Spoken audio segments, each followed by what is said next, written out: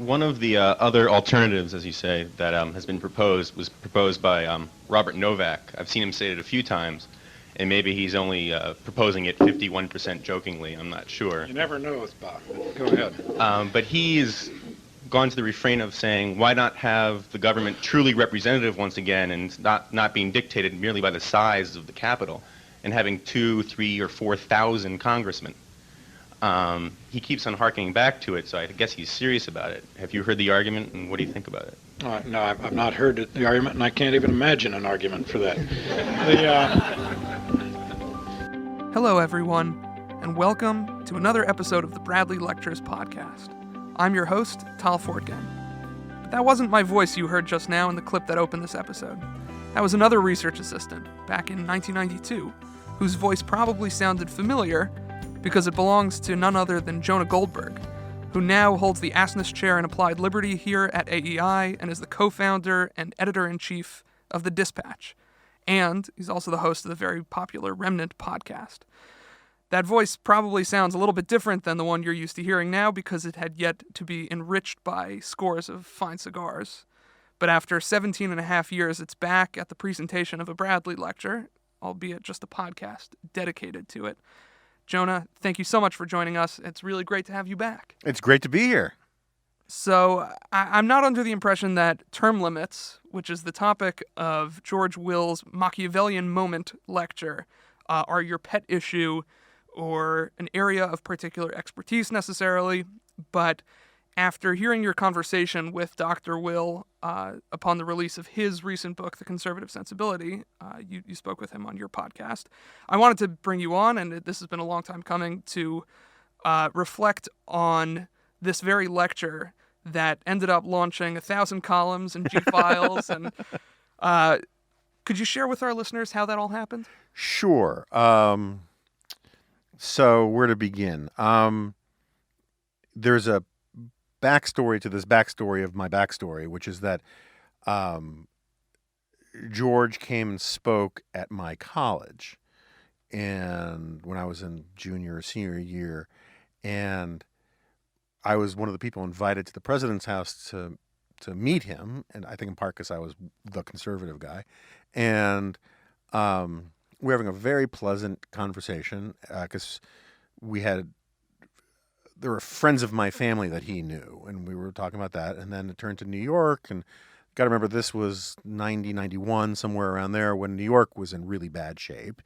And I said something along the lines of, yeah, my friends and I, sometimes we still walk through Central Park at night. I know it's crazy, or something like that. And he said something, I don't want to be uncharitable to George, but he said something along the lines of, well, then you're an idiot. And walked away. And Champion of individual responsibility. That's right. And so that was sort of in the back of my head and I always admired George Will. I still admire George Will. George Will is great. But when he came to AEI and I was a young larval scholar, research assistant guy here, it was this offhand comment by Bob Novak about expanding the House I thought was a really interesting idea, and I asked George about it in the Q&A section at the Bradley Lecture. I went to all the Bradley Lectures I could for about my first 5 years here at AEI. It was a big deal for me back then. AEI, when I got out of college, was really sort of my grad school, and the Bradley Lectures were a big deal every month, and you were always excited to see who was going to be on the list. And when I asked George about it, he was dismissive. And you combine that with my past experience with George, and I was full of youthful indignation bordering on rage. And I was determined to prove that this was a brilliant idea, that expanding the House of Representatives was not only wise policy, but consistent with the original intent of our founders, and much better than this shabby idea of term limits. And I pounded away on my computer at home at night. I worked on this thing, and it got very long, and I trimmed it down. I would show it to my dad. He would trim it back down, blah, blah, blah, blah, blah.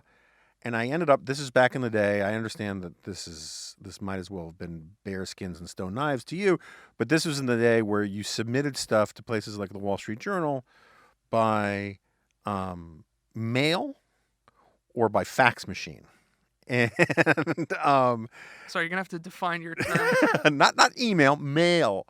The Pony Express would come around the office once a day, and you put it in his leather satchel, and he would ride his horse to New York. And I kind of forgot about it. And then I get a call from, and it kills me that I can't remember if it was Amity Schlaze or Melanie Kirkpatrick, but it was one of the famous female editors at the time of the Journal.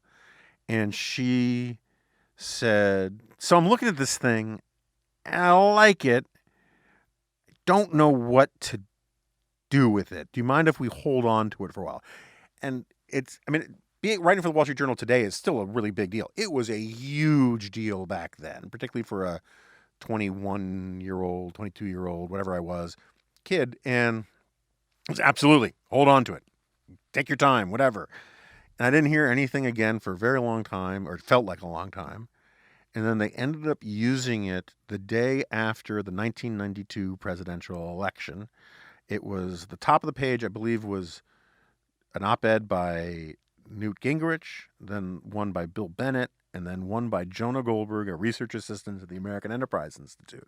I might have gotten the top two order backwards, but I was so jazzed. It was in some ways sort of a bad market signal because I now concluded that it's just really easy to get your stuff published, including at the Wall Street Journal. First try, get a hole in one as far as I was concerned.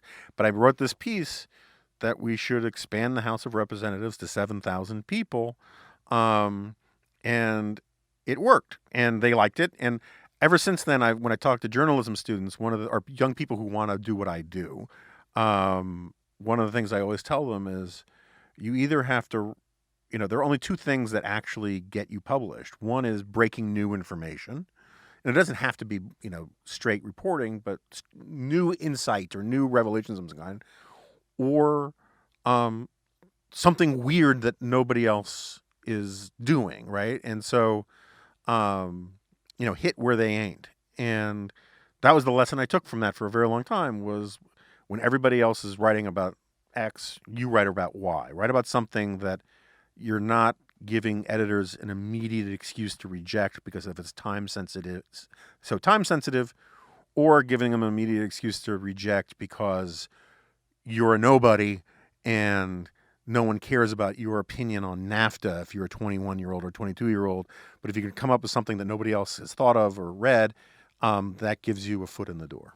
That is an interesting commentary on the world of conservative intellectual life for a few reasons.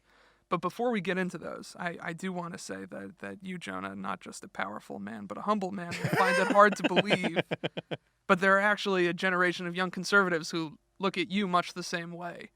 And I know, speaking for myself at least, and I'm going to break the fourth wall here as the host of this podcast, but that's my prerogative, that reading liberal fascism was actually a rather formative experience for me. I was a young man, and it had a provocative title, obviously, and a lot of people didn't read past that, but I had the decency to. And I found that and Tyranny of Cliches, which it is truly criminally underrated. So Well, thank you very much. I appreciate if you would bless me with a dismissive answer of any questions that I have in my youthful naivete, then maybe that will launch a career. It doesn't have to be a formal blessing, but okay. I will endeavor to be more curt and dismissive of your ideas in the future. Excellent. So let's get to it then. The hit it where they ain't philosophy. I actually want to dwell on that a little bit because there's something that strikes me as distinctly not Burkean about that kind of thinking. And it obviously depends on how seriously you're trying to advance a particular philosophy. And a lot of people write op-eds and think pieces saying, look, I don't want to necessarily advance this policy right now. It's a little bit out of left field. It's unorthodox. It's unconventional. But it'll either shift the window towards, the Overton window of acceptable or reasonable topics towards things that I am actually interested in talking about, or I just want to test the waters. But if it were to be implemented, if someone were to read your Wall Street Journal op-ed that day and say, you know what? We should expand the House, and it just caught fire and people listened, that would probably result in some very radical and non-incremental change. Sure. What do you make of that?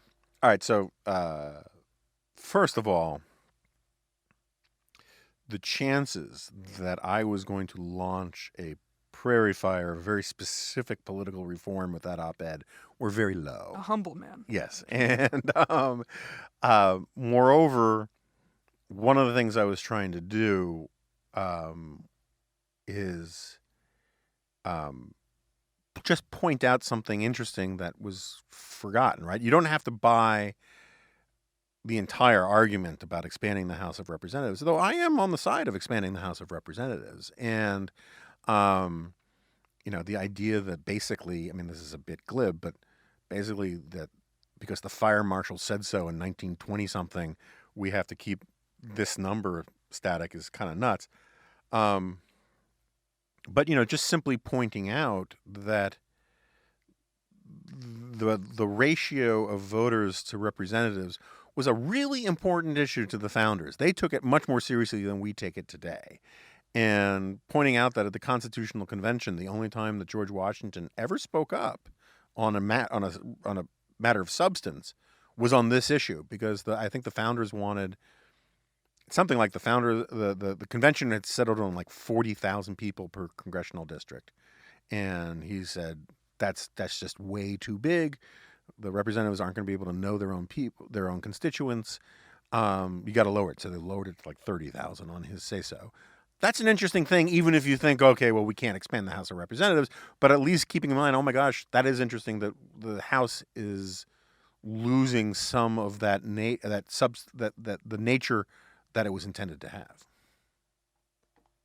When I mentioned this morning that I was going to be talking about this very topic with you later in the day, a certain AEI important person who I won't embarrass said the good news is if we do expand the House, the architecture of the new building will be fantastic. And that's now official federal government policy, I believe. But I think this debate and your point about the founding is well taken and definitely returns the discussion to an originalist footing. Mm-hmm. But it gets to a fundamental dichotomy that we've seen run through, especially the conservative movement over the last 75 or so years, which is, do we want more representative democracy? Do we want to be governed by the people? Or do we want an elite, lowercase r, Republican class giving us the Burkean agent's wisdom and filter? And I always come back to Bill Buckley's quip that he would rather be governed by the first however many names in the Boston phone book than by the faculty of Harvard University. And I think that is more a comment on his view of academia than it is about his view about democracy. But the point is that there is meant to be in the United States, the founders agreed on this, a kind of Republican elite who understand what it takes to uphold self-government in this very precarious structure that we've set up. But when it is convenient for us as conservatives and many others to point to democracy as the great legitimizing force of government authority, we do tend to appeal to that. How does this proposal fit into that tension that runs through conservative thought? So, first of all, there is nothing wrong with tension in conservative, having tension in your thought, right? One of the great things about, I've argued in the past, it may be a bit in abeyance these days, but one of the great strengths of conservatism over the last 50, 75 years is the fact that conservative, at least let's say the intellectual tradition of conservatives, were aware of these tensions, and we would argue about our dogma. We would argue about where the trade-offs lie between liberty and order, freedom and virtue, and all these kinds of things. And that tension leads to more realistic thinking, it also leads you to be aware of what you might be losing when you're gaining something else. And so it does not bother me that there's a tension. I think thought that doesn't have tensions within it is often two-dimensional and simplistic.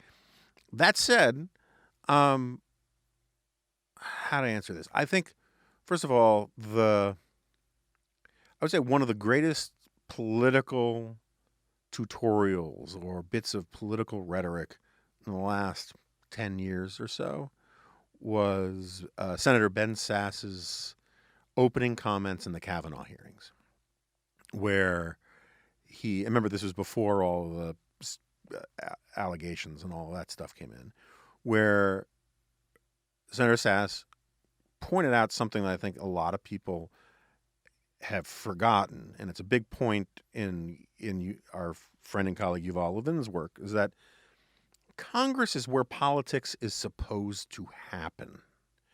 And it is where different interests, constituencies, geographical, economic, class, race, all of those things, that is the arena in which the forces of the competing forces within our democracy are supposed to hash stuff out. And I mean specifically the lower house is where it's really supposed to happen.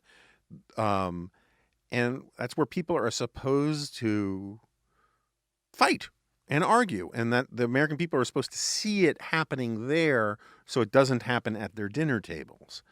And that function of Congress writ large, where the contending forces of our politics actually hammer out their disagreements and come to compromises, when that is atrophied, and because it is atrophied, politics is spilled out into other institutions it is ill-suited to be in.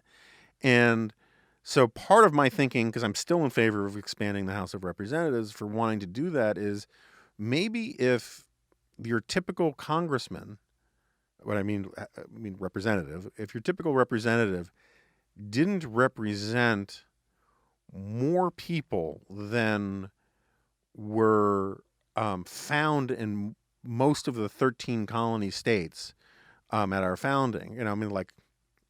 I think the typical congressional district, I haven't looked at the number in a while, but it's like 700,000 people now, 650, 700,000 people. I'm not going to correct you. Yeah, and so that's a huge number of people. And the power of incumbency, the changing nature of how primaries work, you have congressmen who basically can get elected almost for life. And they serve essentially as little mini senators rather than actually being a little more rough at the edges, bringing their politics from their districts with them. And if you expanded the House of Representatives so it was less prestigious and less permanent to be a member of Congress, and that you are a much closer tie to the constituents back home, maybe we would see more politics happening where it's supposed to happen instead of every place else. I'm torn in thinking about that, especially because you brought up Yuval's new book, in which he argues quite persuasively that representatives in Congress, like many other prominent figures in America today, are using their institution as a platform rather than a mold to shape them. Now, I can see arguments in both directions here, but I'm inclined to say that expanding the size of the House of Representatives will actually encourage more performers to jump into the fray. And there are more people who thirst for a spot on Sunday morning TV who will see their opportunity to represent, the suburbs of New York City as an opportunity to show that they have good opinions and that they're virtuous, and that is sort of the highest good. And it's something that George Will talks about in this lecture, is that young people are being groomed to see being in Congress as a great end, a great telos for themselves. Do you think that we run the risk of exacerbating the problem of performance in public life? It's a risk, but and George in his lecture and in his book about term limits And actually, in his latest book as well, he acknowledges that there are risks to his proposed reforms as well. It's just that you're part of the act of statesmanship is picking least bad options often. I don't know that if all of a sudden we had 7,000 House members, that being a House member would be all of that great a ticket to getting on Morning Joe anymore. Well, that's a good point. It might diminish the prestige That's of what any given seat. I want to increase the prestige of the institution while decreasing the prestige of being a member of it. And it seems to me that you could see, first of all, that the people who would actually gain power in that size of a body would be the people interested in actually getting things done. And most of the complaints I hear about, doing this boil down to, well, it's just too big and too unwieldy. Well, first of all, I think New Hampshire's legislature is like 400 people. Yeah, everyone right? and their cousin is. Yeah, and so people take turns doing it. It's like a little civic duty thing. It's kind of cool. You talk to people at Christmas parties about what you're doing, and then you step down and you leave. And it doesn't seem to me that that's a less healthy way of doing things. But I'm also open to things like, jungle primaries and all sorts of other things that would reform all of this. But my fundamental belief is still whatever we can do to make Congress actually the arena in which politics is actually conducted again, I'm in favor of, and I'm willing to give this a try. We're going to get back to that in just a few minutes, but for now, we'll send our listeners to George Will's June 1992 lecture, The Machiavellian Moment and Term Limits. Don't go anywhere. Jonah and I will be right back. The two major reasons for people who favor term limits are the opposite of mine. One is that they want to punish Congress. I want to restore and celebrate Congress and make it, as I think it should be, central in American governance, as it is in this city and as it is in the first of the articles of the Constitution. And the other is that most people want term limits to close the distance between the public and their representatives. I want to widen the distance, the emotional and intellectual distance between the public and their representatives, and I think term limits are a way to do that, but I'll get to that in a minute. The beginning, I think, of my epiphany was, I mentioned Bob a moment ago, I'll do it again, the Bork confirmation hearing. One of the questions that occurred to me watching Biden and Metzenbaum and those people was, would they behave this badly in this way if they were not career legislators, if they were not responding to constituencies and arguments that were peculiar to their desire to remain what they were forever? The next step on my progress toward truth and reason on this subject was the passage in California of Proposition 140, limiting California state legislators. That refuted one of the arguments I had made against term limits, which was that if you had term limits and had rookies in office, the lobbyists and interests would run all over them.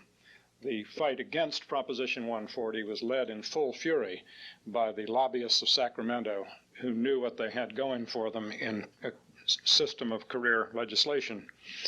The third station of my cross, as it were, on this journey was connecting in my mind, I was a slow learner but an emphatic learner, the significance of deficit spending and career legislation. Career legislation depends upon the current ethic of deficit spending, which is that there is no ethic to it, that it's perfectly legitimate at any time, to any degree.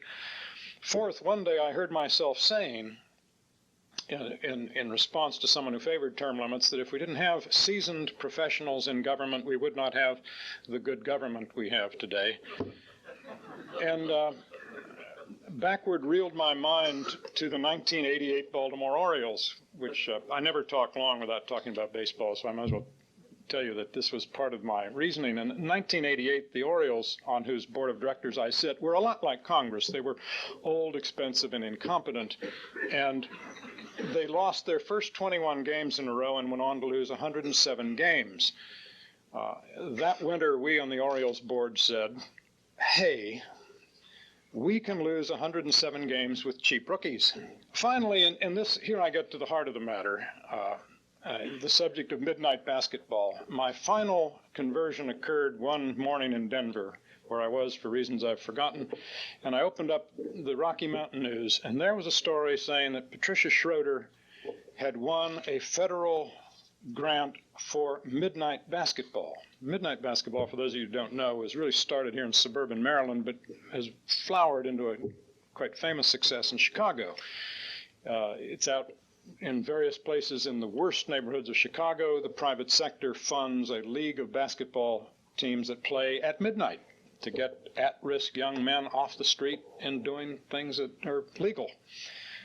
And I wrote a column about it. It's a wonderful thing. Lots of people have written about it. And Patricia Schroeder saw it, agreed with me that it was a good idea, made the career legislators' next step, which is every good idea should be a federal program, and passed it. Now, as this happened, I was reading at the time a new biography of Henry Clay, and it just got to the part where Henry Clay fights his way over corduroy roads and swamps and through Indians to get to Washington in 1806, where he finds Pennsylvania Avenue impassable in the rain. And Congress at that moment is trying to pass a national roads bill. And President Jefferson reluctantly signs it and says, "But I recommend that you amend the Constitution to authorize this nonsense. Otherwise, ere long, you will be subsidizing basketball at midnight in Denver." Words to that effect. He didn't actually say that. His point was that we are a government, said Jefferson, of limited, delegated, and enumerated powers. And no one enumerated the power to build national roads. Well, we all know the history of that argument and who won it. But it does seem to me that when you take legislative careerism in the context of the utter overthrow of the doctrine of enumerated powers, you get what we have indeed got, which is unlimited and irrational government. My aim is to restore Congress's stature, to cut the presidency down to size, and by making Congress less risk-averse, to drive the courts back to where they belong at the margin of American civic life. We had, as you may know, at one point in this country, term limits for national legislators. Under the Articles of Confederation, you were limited to 3 consecutive years in the legislature. And Samuel Osgood gets a minor note in our Hall of Fame of term limits because he, in 1784, was chucked out by a committee that was appointed to see who had been tarrying beyond their appointed terms. They found that he had been tarrying and sent him home. The convention itself, of course, did not include term limits. They were suggested, briefly debated, but not really even debated and sort of cast aside, in part, I think, because, and I'm not being light about this, it seemed to no one that there'd be a serious problem of people wanting to spend a lot of time in Washington as it existed then. Washington, as Clay experienced it, as I say, Pennsylvania Avenue impassable a good bit of the time. Washington as Lincoln knew it. I mean, when Lincoln was in the White House, pigs rooted in Pennsylvania Avenue and the streets that radiated off from it. And there was a fever swamp full of dead cats and other putrescence behind the White House. It was not a place where people wanted to stay.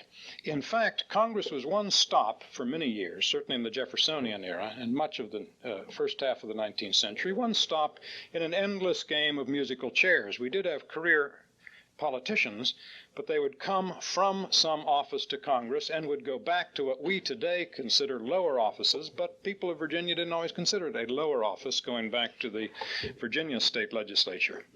Then, of course, came the Civil War and the Gilded Age, and nothing's been the same since. The interventionist state, really invented by Republicans through the subsidizing of the railroads and much else, made congressional life worth living for people who wanted to wield power.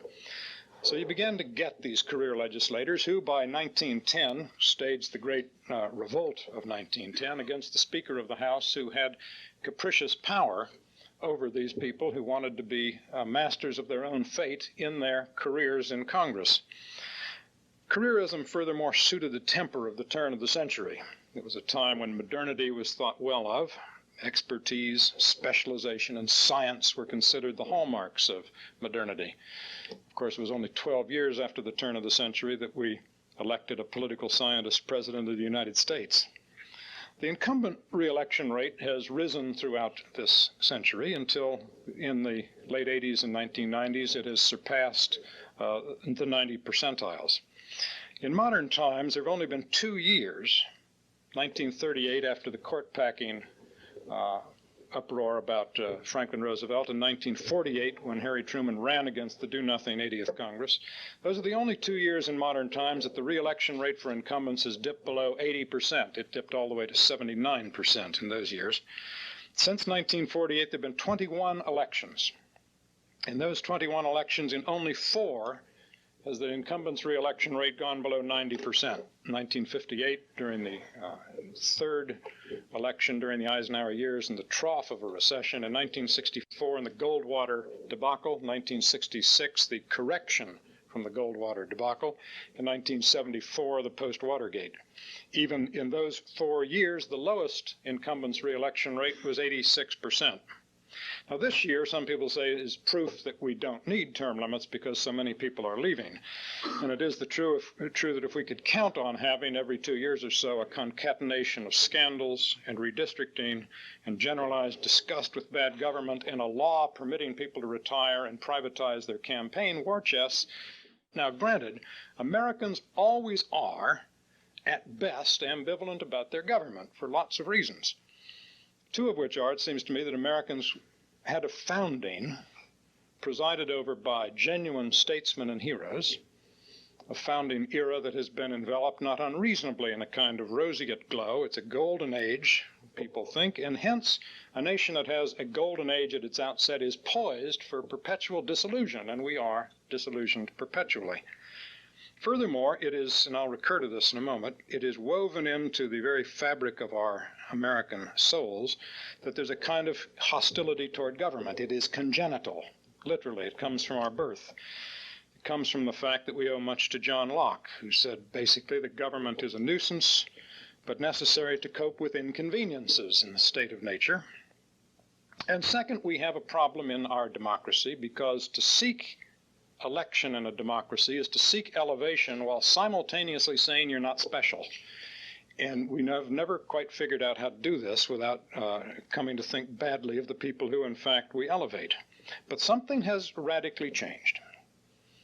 On May 12, 1779, when the American forces surrendered to the British at the siege of Charleston, the British at first allowed the American officers to keep their swords. But they were so enraged and disgusted by a war cry that went up, a rallying political cry that went up from these officers, that they made them surrender their swords. After all, the cry was, "Long live Congress." Now, it strikes me as interesting that we've not recently had trouble with people being unable to contain their celebration of Congress. What they want to do is change it. And I think term limits are a natural way, a Republican remedy, as it were, for the ailments natural to republicanism. To begin to advocate term limits, you have to deal with the question of, are they anti-democratic? And they are if, but only if, you assume that anything is anti-democratic that circumscribes and limits political choice. In which case, of course, the Bill of Rights, the 200th birthday of which we just celebrated, is anti-democratic because what it does is protect us from, say, allowing Congress shall not make laws abridging freedom of speech. That was done because it was thought to perfect democracy, to protect political expression. The First Amendment, that is not, I think, inimical to democracy. It is a perfection of it. But the real question about whether term limits ought to be put in the Constitution, and I should say parenthetically that I think this is a Constitution-level question, that those advocates of term limits who are for doing this by statute are caught in the cleft stick of their own logic. Because if term limits, as are important as most supporters say they are, and I believe they are, then it is a regime-level question.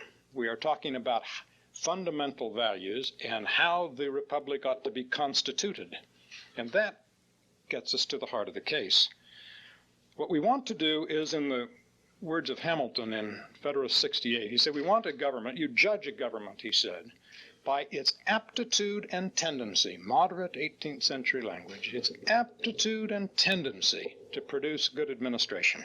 We want to know if term limits will conduce to the aptitude and tendency to have a virtuous government, virtue understood as the 18th century did as calm, reasonable, civil, detached, and long-headed.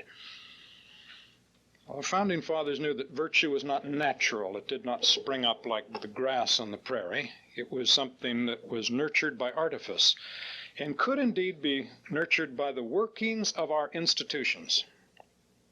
Federalist 10, one of the two, fundamental documents of our constitutional exegesis, the other being Federalist 51, both by Madison. Federalist 10, Madison speaks of the need of representative institutions to refine and enlarge the public views and add reason to the willfulness of the public.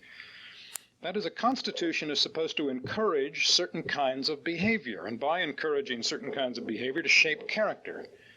I believe the Constitution sets out to shape character, and here I am recanting something else. That is, I wrote a book called Statecraft to Soulcraft, faulting the Founding Fathers for being indifferent to the nurturing of virtue. I think I was wrong. I think the Constitution intended to establish deliberative democracy, and that deliberation, as done in public by Congress, was supposed to be improving to the soul of the country. It is to reestablish deliberation in government that term limits are essential. We all know that the least helpful advice that anyone can give us when we have a problem is when they say, well, do what you want. Because all the great questions in life, as in politics, are what ought we to want? Are we wanting the things we should want? That is what a republic tries to do in public and in discussion. And hence it was in Federalist 51 that Madison said, you must first, he said, you must first enable the government to control the governed, and in the next place oblige it to control itself. Now some people say, well, look, that's all very well. That was a problem in the 18th century, but now we have the mass media. And the mass media obviate this function of representative institutions because the mass media instantly and accurately transmits public opinion to those who are supposed to be responsive thereto. There are two problems with that. One is it really opinion that we are measuring through public opinion polls and all the rest? And is it the opinion of a public in any meaningful sense? Public opinion to be real settled opinion, a judgment, and to be more than the opinion of disparate individuals, but people thinking as a public in some sense, must be more than a one-way flow of impulses and feelings and reactions of the sort that we get from men on the street interviews or poll takers on our stoops. Congress deliberating is doing public pedagogy if it's doing it right. That is, Congress should be teaching the public through its reasoning about things, but also should be teaching itself as it argues and discusses and reasons. The fundamental principle of a republic is the principle of representation, and the principle of representation is that the people do not decide issues, they decide who will decide. Now this obviously poses a problem, discussed famously on October 13, 1774 in the city of Bristol, when Edmund Burke, having just been elected, went before the electors of Bristol and said, "Thank you, but before leaving you, I want to tell you something." And by the time he finished talking, they were doubtless saying, "Now he tells us." Because what Burke said was that another fellow elected at the time had said he believed firmly in the principle of instruction. That is, that the constituency could dictate how he should vote on particular issues.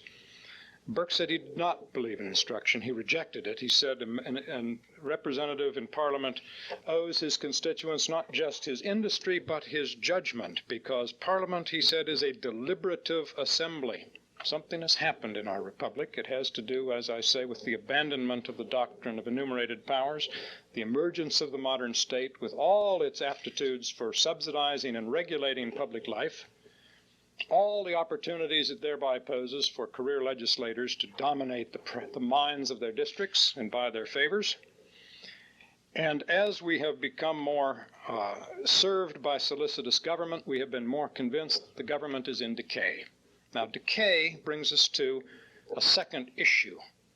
The first reason, as I've summarized it, for favoring term limits is an attempt to make deliberative democracy possible. Not certain, no certainties in this life, but make it possible.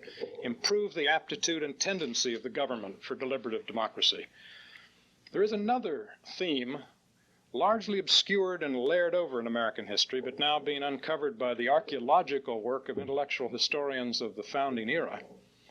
And that is that we have not been sufficiently true to, as term limits would, I think, be true to, the spirit of classical republicanism, which is a strand in the American founding.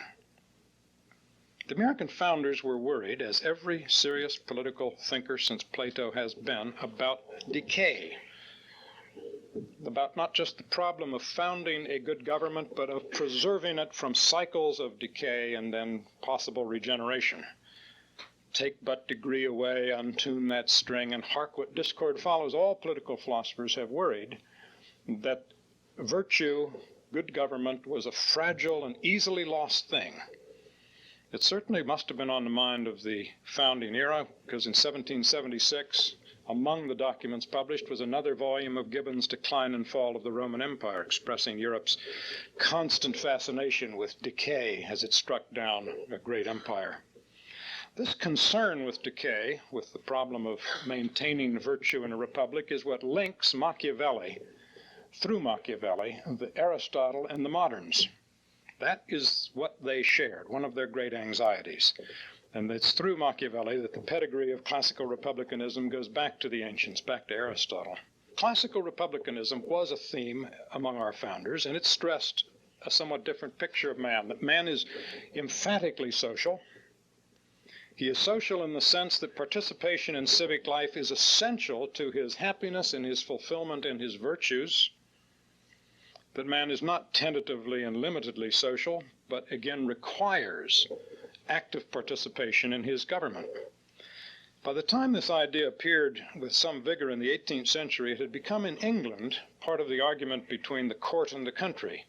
Those who saw the court as a sink of iniquity in the distant capital of London, and the country gentry as the upholders of classical virtues of diffidence and judiciousness, prudence, and disinterestedness.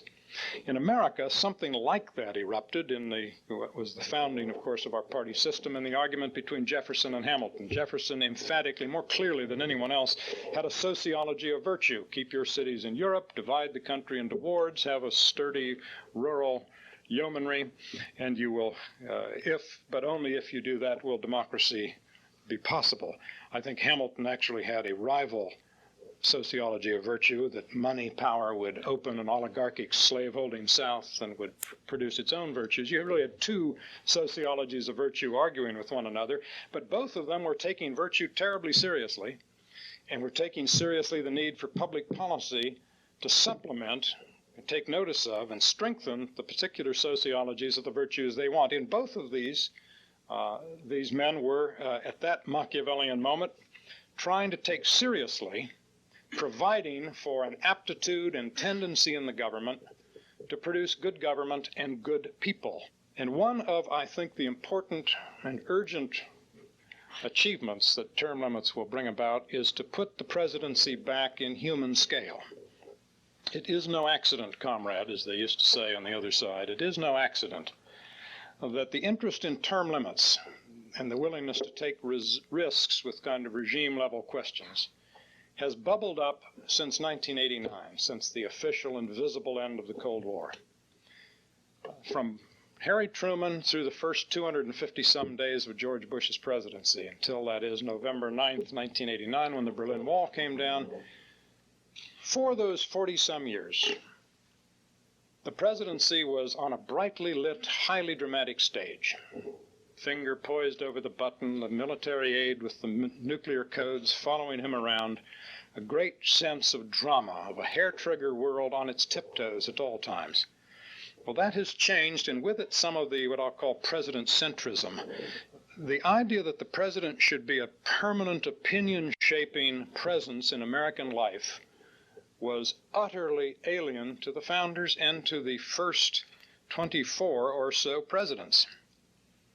It is very interesting, and here I'm drawing upon a marvelous book by Jeffrey Tullis of the University of Texas at Austin called The Rhetorical Presidency, that in the pre-20th century presidency, presidents gave very few speeches.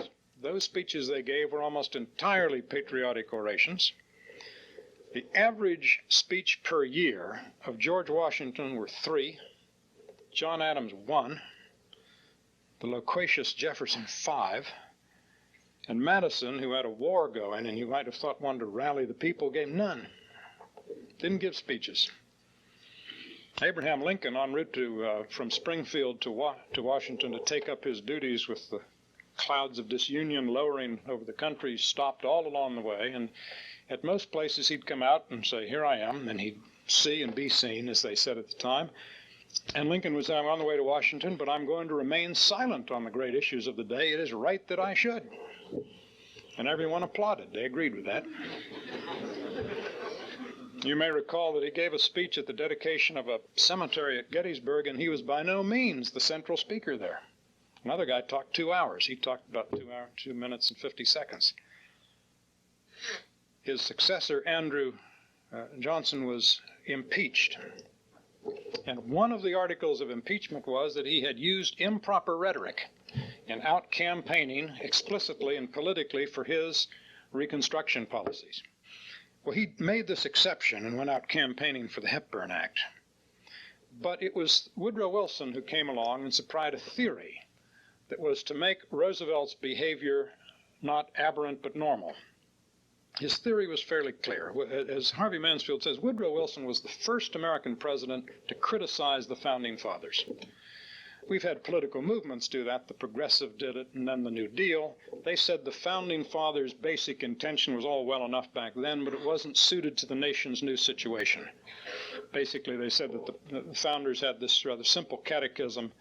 What is the principal evil to which politics is prey? Tyranny. To what form of tyranny is democracy prey? Tyranny of the majority.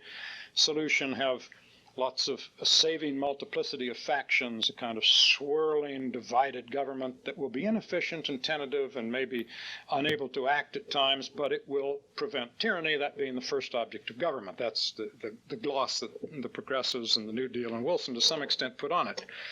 Wilson came along and said, actually, they were wrong from the start, because they did not understand the central duty of the president, which is to be the inspirator of the country, to have visions, to use a word that we use nowadays, and he used constantly. He was always having visions and sharing them with us.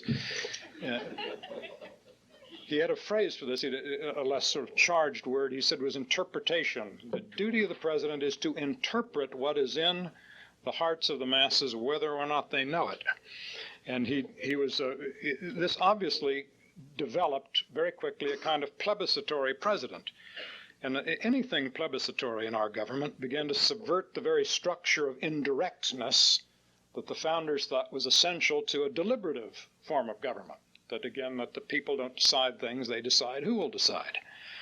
And any plebiscitary element in our system begins to work against a circumscribed public sphere, because what you begin to develop is a kind of watery Caesarism. If we're going to have a system where the president isn't everything, then the good thing is we won't have a country that is hostage to the attributes of a president. We have now built up in the Woodrow Wilson scheme of things an office that depends upon the occupant having certain attributes that are, after all, rare. It's a curious fact, but an important one, that the British Prime Minister can do different things, can do what he or she wants, but has the power to do pretty much what he or she wants, no matter who he or she is.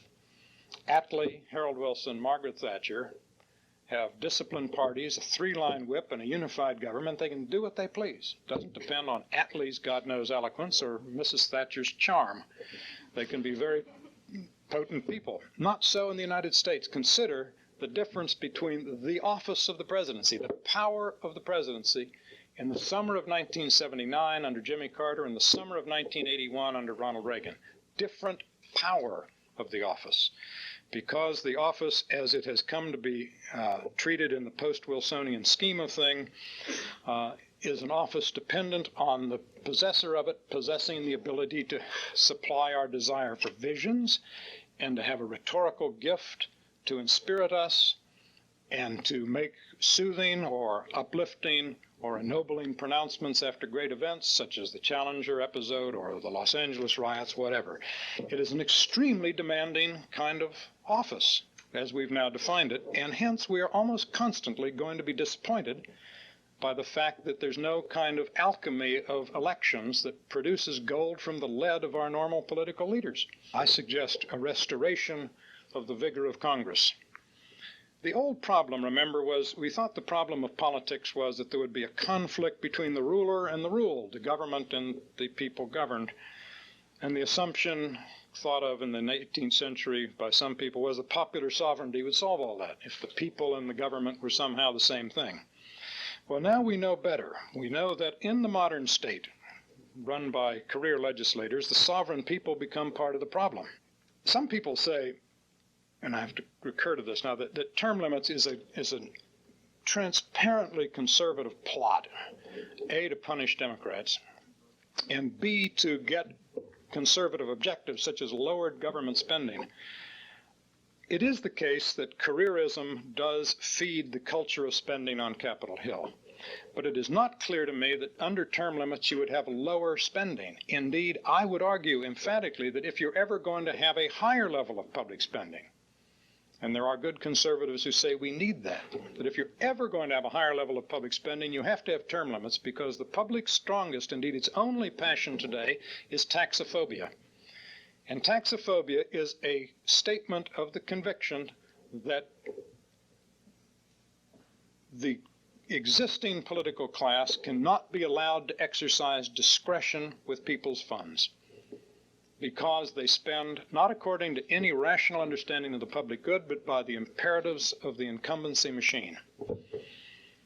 It is, I think, clear that when you put something on the ballot, say in California, a dedicated tax for transportation, it passes in the state that gave us the tax revolt in the first place in 14 Junes ago with Proposition 13. So it does seem to me clear that you can argue that public spending today is too high a percentage of GNP. You can argue that it's too low a percentage of GNP. You can even argue that it's just right. No one can argue that the pattern of public spending is defensible, because it makes sense only in terms of the imperatives of career legislators. Now, to be a legislator today is to be perhaps the most pure entrepreneur left in the United States. You find a market, it's called a congressional district, and you discern a market niche, which is 51% of the voters who would like your product. You acquire some venture capitalists, they're called campaign contributions, and you merchandise yourself through advertising. And at the end of it, the return on the investment to the venture capitalists is what's called access. And it can be honey subsidies, it can be lots of things, but that's how it works. I would hasten to say that term limits are not going to put an end to all that bothers all of us about contemporary government. It's not a silver bullet. There is no such thing. The modern state is the problem with its myriad subsidizing and regulating activities, its inexhaustible ways to influence the allocation of wealth and opportunity. We are not going to make something straight from the crooked timber of American humanity, and term limits can only, as I say, improve the aptitude and tendency of our government. But it is, I think, far from being a starry-eyed and unconservative approach to constitutional reform. It is a Madisonian accommodation, both to human nature and to the nature of the modern state. It is a way of altering the incentives for entry into and for behavior while in public life. It's an old axiom of our political life that some people want to be politicians to do something and some people want to be politicians to be something. These are people who want to be career legislators. I sat yesterday, 3 days ago, next to the valedictorian of Walt Whitman High School in Bethesda, a young girl, painfully bright and headed, of course, for the University of Chicago. And I said, "What do you want to be?" She said, "I want Connie Morella's congressional seat." She's 17 years old. An alternative reform, by the way, that came to mind talking to her was we could simply raise the age at which you could come to Congress to 45, for example. I'm dead serious. Then you would have something to come back to. You'd have to have a career of some sort. That would be very useful. We wouldn't have the McGovern problem. I refer to the fact that when George McGovern left the Senate after 3 terms, among the activities he took up, he founded a hotel with a restaurant in it in Connecticut, and it went bankrupt. Disgrace attaches to that. Most new small businesses fail. But what was interesting was his exclamation of agony. He said, "No one told me about the government paperwork involved in all this." Well, no one would have had to tell him if he'd ever been out there in the private sector. See, the theme of term limits, by the way, isn't that any cook can run the state. Not every cook can. The theme is, however, that there are more than 535 people in any generation that can run the Congress. And that if they can't run this kind of state, then there's something radically wrong with this kind of state that we have. And I would have us institutionalized rotation in office. I'd have it just do it to restore some contact with the impulses and values of classical republicanism. I would do it to make more probable, to increase the government's aptitude and tendency for genuinely deliberative democracy, rather than the mere responding to opinion as it wells up in its various ways. And most of all, I'd do it to restore the fun and goodwill and good humor of politics in Washington. Back in studio with Jonah Goldberg, AEI fellow, editor-in-chief of the Dispatch, and about 6 drinks in now, so the answers should get more lucid and informative, hopefully. But in all seriousness, What wasn't serious about that? I wanted to float a theory here that gets to that dichotomy I mentioned earlier of registering greater democratic sentiment, right? What George Will dismissively called a more accurate seismograph to register every democratic tremor, and government being generally more responsive to the people, and democracy as a higher, if not the highest good in American political life, and republicanism, by which the will of the majority is filtered through counter-majoritarian institutions, protecting the rights of minorities, and just generally trying to calm the passions of the demos. And here's the theory. It's a theory of political history. The 2 major political parties that we know today, the Democrats and the Republicans, are precisely what their names imply, which is to say that Republicans, the only thing keeping Republicans consistent from Lincoln to the present, is an unwavering insistence that the United States is meant to be more Republican than it is Democratic. That the will of the majority is not the be-all and end-all of American government. What keeps the Democratic Party together is what we might call populism. They have traditionally been a more populist party from Andrew Jackson through the Progressive era and to Occupy Wall Street. And that the Democratic Party traditionally has been held together by the notion that democracy is what we are after, and the will of the majority is the highest political good. Am I way off? What do you make of this wild theory? If nothing else, it might make a provocative Wall Street Journal op. I don't think they want me anymore. Not for you. I don't want to be, if we're supposed to be trying to conjure the same spirit of righteous indignation that I got from George, then I'm here for you, because I completely disagree with you. First of all, I don't think that it is true. Where to begin? All right. So first of all, you should have a talk with our friend and colleague Adam White about this Republican thing. Small r Republican. Sure. At the time of the founding, my understanding is that the word Republican did not have this sort of diffusing and holding at bay the demos meaning to it. It just meant a democratic form of government. and so Republican in at the time was a way to signal that you weren't a monarchist, which was not a democratic form of government. And so the way we talk about democratic today is the way they talked Republican 250 years ago or so.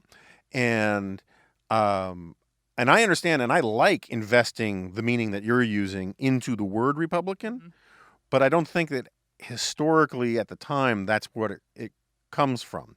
This is something that I vent about a lot. Is it is amazing to me how we really don't even have the vocabulary to describe the sort of Burkean orientation that you're talking about.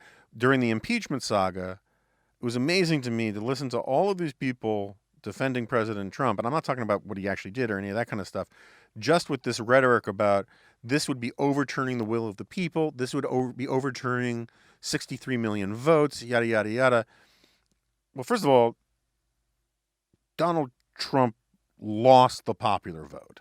So appeals to democratic will, small d democratic will, are ill-suited to defending a president in an impeachment struggle. And, because Hillary Clinton got 66 million votes and Donald Trump got 63 million votes. That doesn't bother me because I like the Electoral College, which has this small r Republican, in the sense that you mean it, function, right? But we don't have a good vocabulary to talk about how, people started using things like legitimately elected or duly elected, but that is just kind of a Band-Aid, rhetorically, that's kind of a Band-Aid that people hear, oh, that must mean having democratic authority or democratic legitimacy, when in fact, under strict notions of democracy, which I do not adhere to, Donald Trump has no democratic authority or democratic legitimacy because he lost the popular vote. Again, that doesn't bother me because I like the Electoral College. He has constitutional authority. He has constitutional authority, which is all that matters, right? But, okay, so there's that. Then there's the larger problem, or maybe smaller problem with your theory, insofar as the Democratic Party let me put it this way.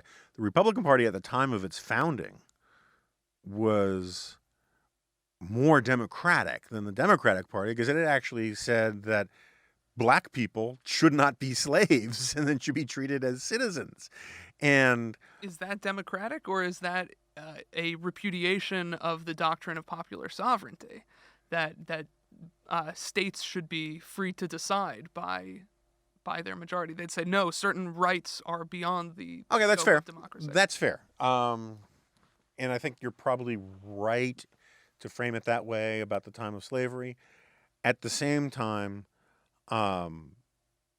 it is not obvious to me that when let's say liberals, right, as represented by the Democratic Party, were all gung-ho about judicial activism by the Supreme Court, that they were enamored with democracy. They didn't like the tax revolts of the 1970s in California. They very much liked the administrative state, which they created in the progressive era. And I recently had on my podcast Mark Whittington, your thesis advisor? Keith Whittington. Keith Whittington, sorry, yeah. Yes, he was my thesis advisor. He didn't like my thesis that much, though. And he was making the case that we tend to have, that our political elites tend to defend the institutions that are most effectively aligned with their political agendas. And so I think you could go back and make and point to times where the Democratic Party happened to be very democratic with a small d, and point to other times where it is not, and vice versa with the Republican Party, where, right now we live in a moment where the Republican Party is very populist, not very, elite, Burkean, let's have a cooling saucer kind of argument in any way. All right, I should just add, because from our previous conversation and also now, as much as I want to democratize the House, I would be very happy to get rid of the direct election of senators. Yes, right? That's the trade. I think that's fair. Yeah. Expand the size of the House, repeal the 17th Amendment. Yep, I'm all in favor. All in favor of it. Okay, did I cut you off? No, that's fine. We can keep going, but Oh, I want to shift gears, though. Sure, shift the So gears. if there are any lingering thoughts, speak now. Nope, it's Okay. all right. All right, here. It's not like I lack for opportunities to express my views. on this podcast with That's this true. audience. That's true. We're huge in Manitoba. I want to shift to talking about the arenas in which we conduct politics. And I expressed to my boss and your nemesis Adam White on his podcast Unpresidential, which all our listeners should tune into. It's very good. That I am torn between encouraging people to do something that I think you've generally advocated for in the past, which is stop paying so much attention to politics, return to the things in your life that are meaningful. Right?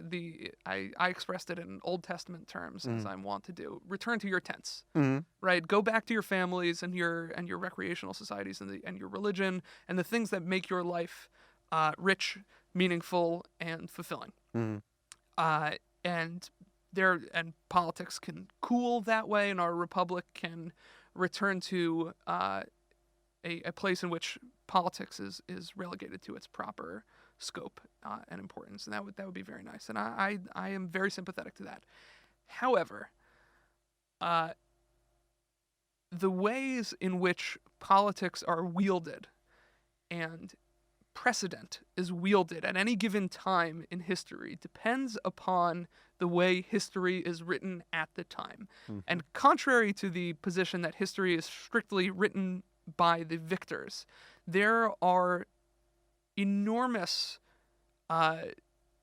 numbers of moments, constitutional moments, historical moments that you don't necessarily realize you're living through, but will be immensely important to future generations. Impeachment is one of those things that keeps coming up in these discussions because the way future generations will talk about impeachment, the recent impeachment and impeachments generally, depends on the way we as the public, not just the chattering class or law professors or congressmen, talk about this impeachment. So it's actually, on this view, it is important to register your understanding of a given constitutional or political moment, and we should actually be encouraging regular citizens to be more involved and more invested in thinking about and talking about Republican citizenship and what lessons we want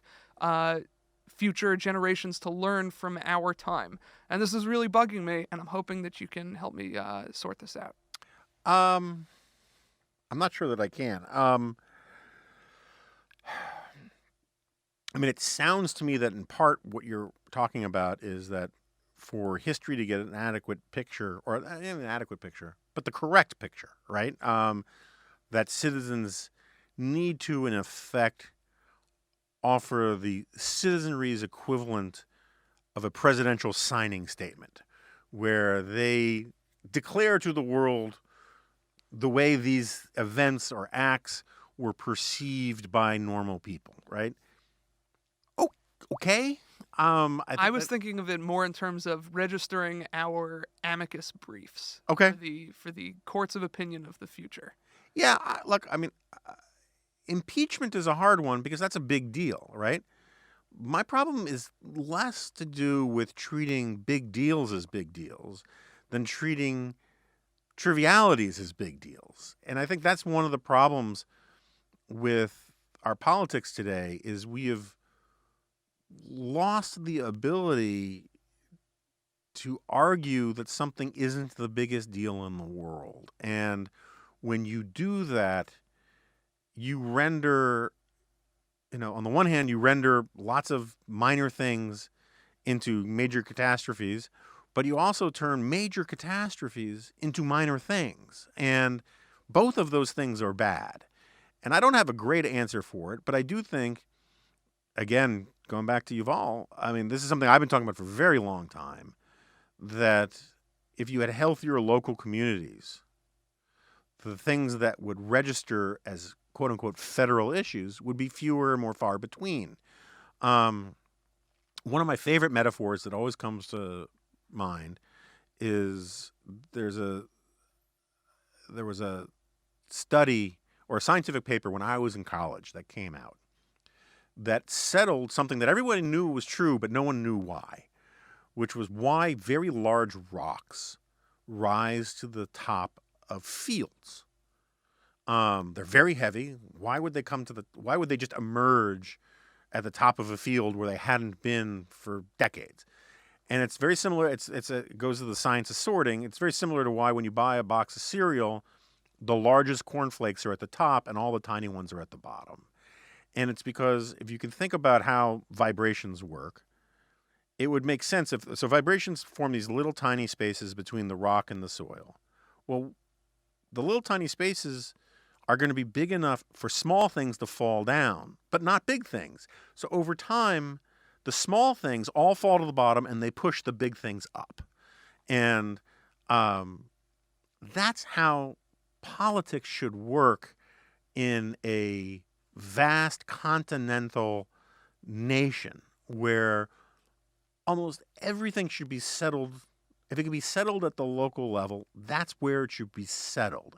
We shouldn't have the federal government intervening, and social media makes all of this worse, where we pick local bad examples of bad things, and in the spirit of bad cases making for bad law, or hard cases making for bad law, we extrapolate from them federal consequences, national consequences.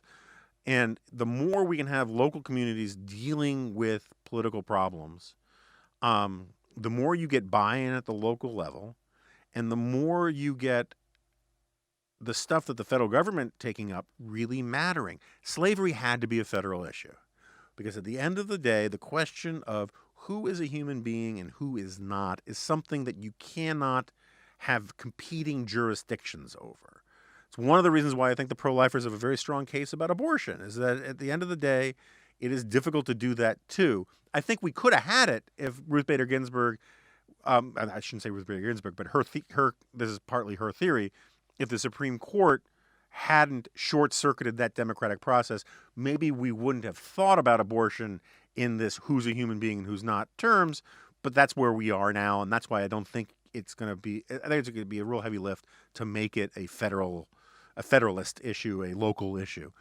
Even though I think this is off track a little bit, even though the current popular conservative position is we just want to kick it to the states where it belongs. You don't think that's sufficient? I could live. I think conservatives would accept that as a compromise, certainly. And I certainly think a lot of conservatives would accept it, and I think a lot of professional pro-lifer people. I don't mean in a disparaging way. I mean committed pro-life people see that as a huge victory on a march towards total victory, in much the same way that liberals that pro-choice activists want abortion on demand without apology from conception. Right, but they'll make incremental. Yeah, so I mean, there are those trade-offs, and the reason why abortion is such a complicated issue in America today is that, and this is a point our friend Ramesh Ponnuru makes, is if you talk to a European and they say, "Oh, you guys are so obsessed with abortion. Why do you make such a big deal out of it?" And then you point out to them that under existing Supreme Court jurisprudence, Roe and Doe and all these other Casey, it is at least constitutional to abort a baby in the third trimester minutes before birth.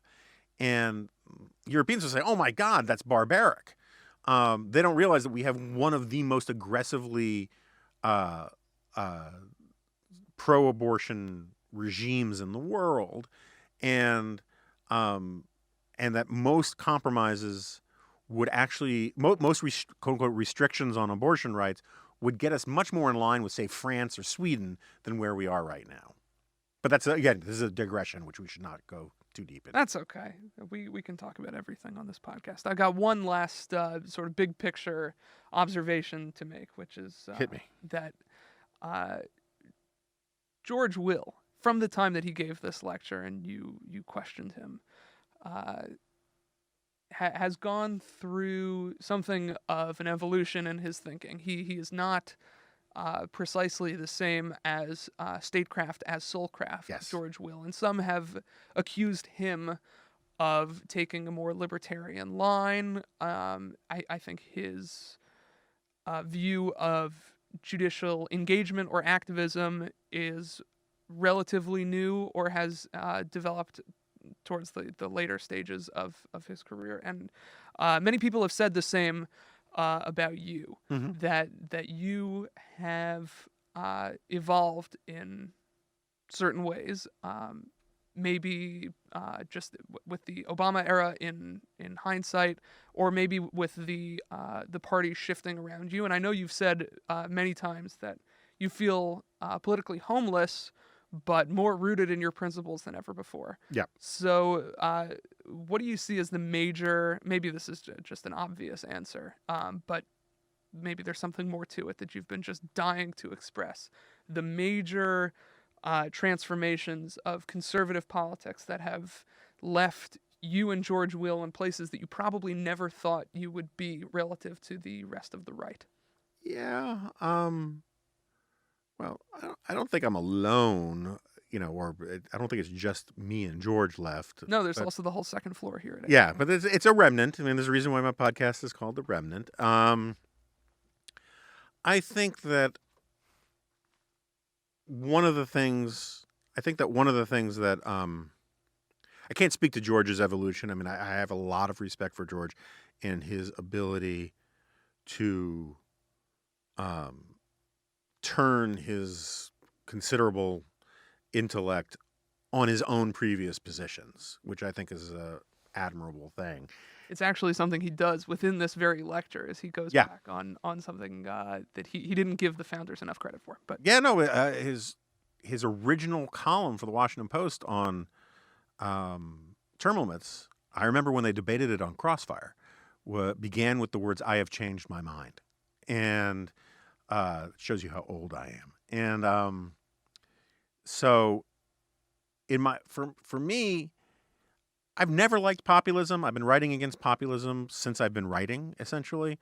But I would say that one of the things I failed to appreciate, and this is one of the reasons, one of these days I'm going to do a big Liberal Fascism Reconsidered, because I would write that book differently today. And one of the things that I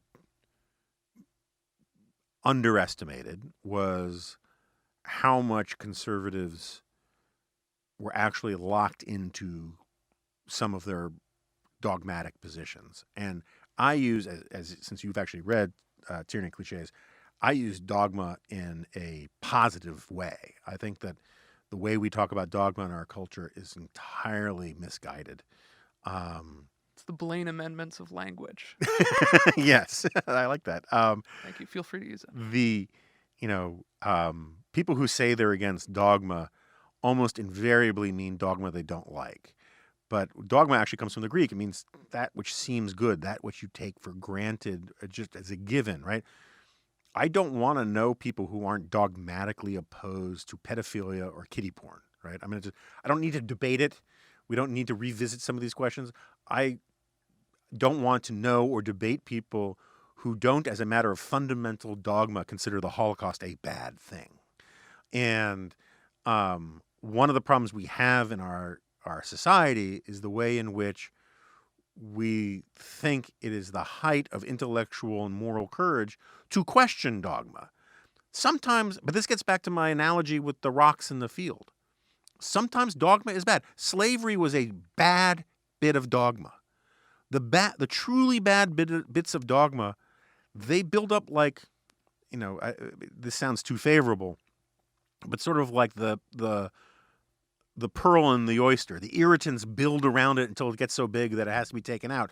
The bad dogma like slavery, like second-class citizenship for women, all of these kinds of things, eventually they become irreconcilable with the best version of ourselves and the best version of our civilization, and eventually they have to be cleared from the field.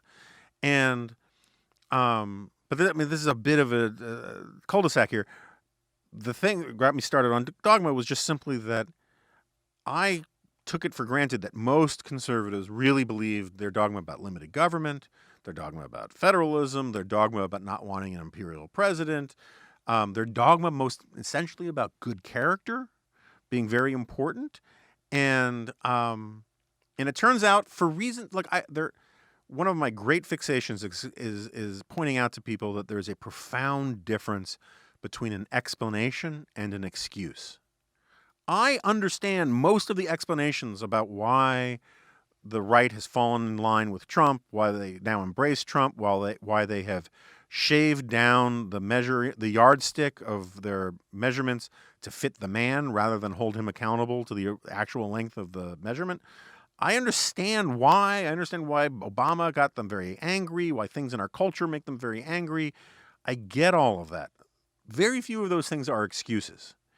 And the ability of many on the right to rationalize away positions that they've invested their careers in took me very much off guard. The other thing, which we don't need to get deep in the weeds on, is that I've also changed in a pretty dramatic way my view about how ideology and intellectual history works. And that I often think that I used to think that ideology was more of the leading indicators, and sometimes it is, for sure, and I think intellectual history is important, and ideas are important. I wouldn't be at AEI if I didn't.